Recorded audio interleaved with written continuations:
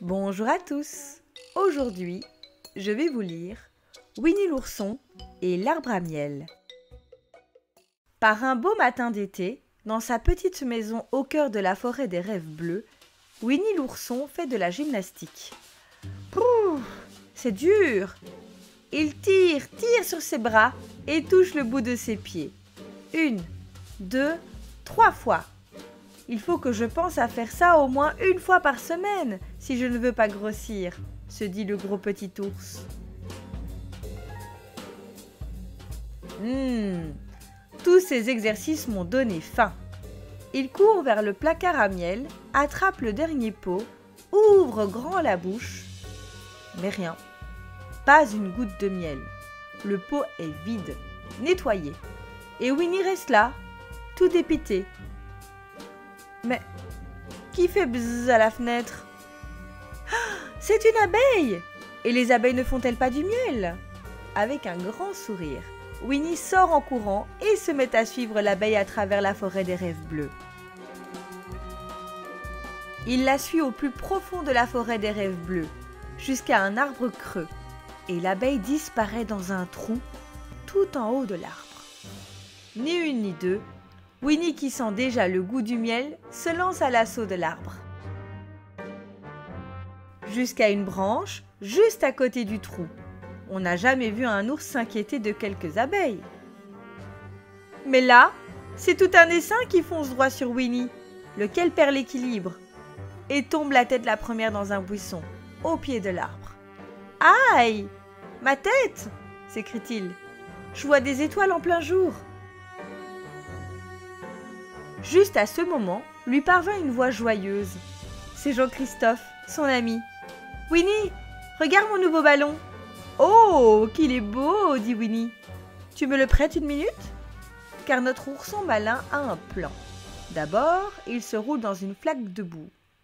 Et puis, sous les yeux stupéfaits de Jean-Christophe, il s'envole accroché au ballon jusqu'à la ruche. Avec ce camouflage, les abeilles croiront que je suis un petit nuage tout noir de pluie, se dit Winnie avec entrain. Il réussit à ramasser une pleine poignée de beau miel doré. Mais les abeilles furieuses tournent autour de lui en bourdonnant. Elles n'ont pas l'air de croire que je suis un petit nuage de pluie, finalement, s'inquiète Winnie, agrippée d'une main à son ballon et s'efforçant de chasser les abeilles de l'autre. Mais soudain,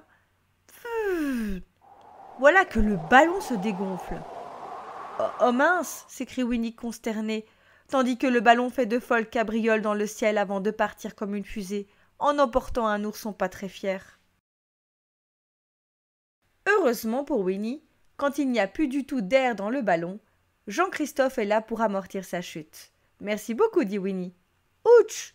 répond simplement son ami sous le choc. Puis Jean-Christophe rentre chez lui, et Winnie reste là à réfléchir. « Oh, que j'ai faim ! J'ai trop faim. Peut-être que mon ami Coco Lapin a du miel. » L'instant d'après, il est devant le terrier de Coco Lapin. « J'arrive à temps pour déjeuner ?» demande-t-il quand la porte s'ouvre. « Bien sûr, Winnie. Entre donc, répond Coco Lapin, pas plus ravi que ça. « Alors, Winnie, qu'est-ce qui te ferait plaisir ?» demande Coco Lapin, qui connaît d'avance la réponse. « Ben, pourquoi pas des tartines de miel ?» suggère Winnie d'un air engageant, mais sans le pain. En un clin d'œil, Winnie a englouti tout le miel à la ronde. « Ça ira ?» demande Coco Lapin, en fixant d'un œil noir l'ourson glouton. « Tu es sûr que tu n'en veux plus ?»« Oh non, dit Winnie, à moins que... Il y en a encore ?»« Plus une goutte ?» répond Coco Lapin, précipitamment. « Bon, alors je vais peut-être rentrer, dit Winnie en frottant son gros petit ventre tendu comme un tambour. « Merci pour la dînette, Coco Lapin. » Mais quand il va pour sortir du terrier, Winnie reste coincé, par le milieu, la tête dehors, les pieds dedans. Et il essaie de sortir, et il essaie de rentrer, mais il a beau se tortiller, il est coincé.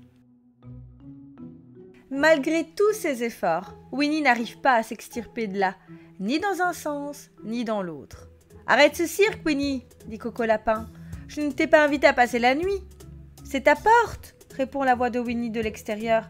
Elle a rétréci pendant qu'on déjeunait. »« N'importe quoi, crie Coco Lapin très fâché.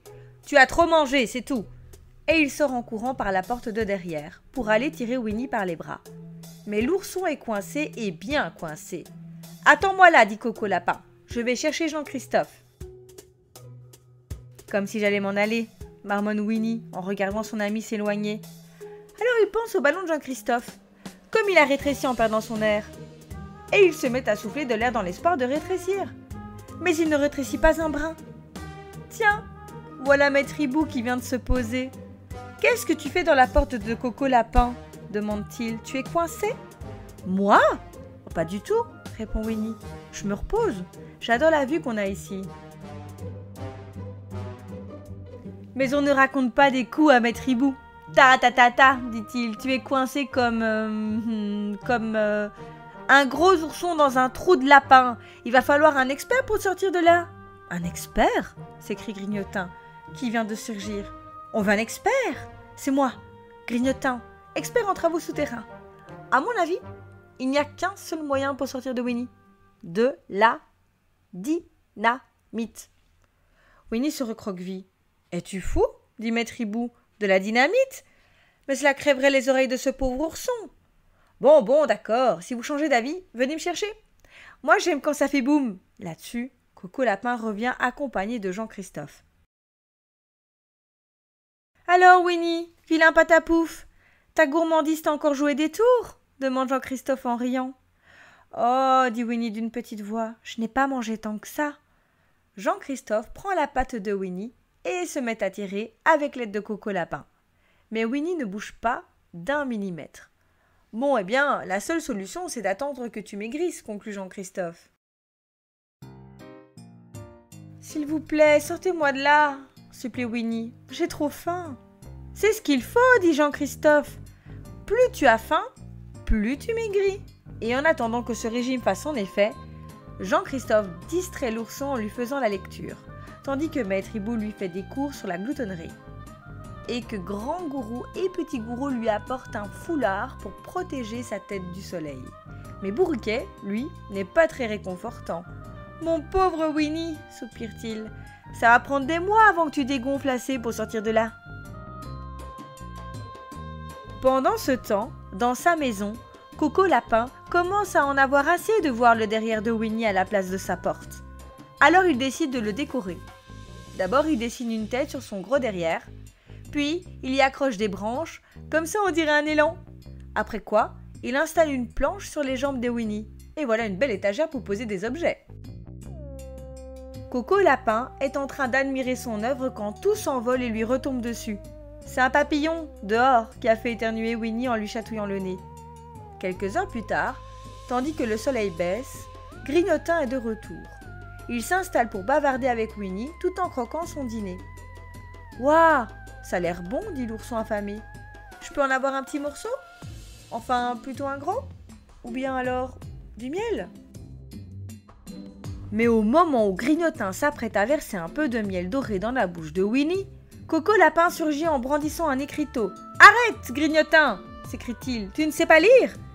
Interdit de nourrir les ours. S'il ne maigrit pas, je vais l'avoir là pour le restant de mes jours. »« Eh bien, à ta santé, réplique Grignotin. » Le lendemain matin, Coco Lapin, encore tout endormi, s'appuie en bâillant contre le derrière de Winnie. Et là, il sent l'ourson bouger un peu dans le trou. Ma parole, mais on dirait que Winnie a perdu du poids pendant la nuit. Et il se précipite par la porte de derrière pour aller chercher ses amis. Vite, vite, venez, vous allez vous mettre tous ensemble pour tirer Winnie pendant que moi je pousse de l'intérieur.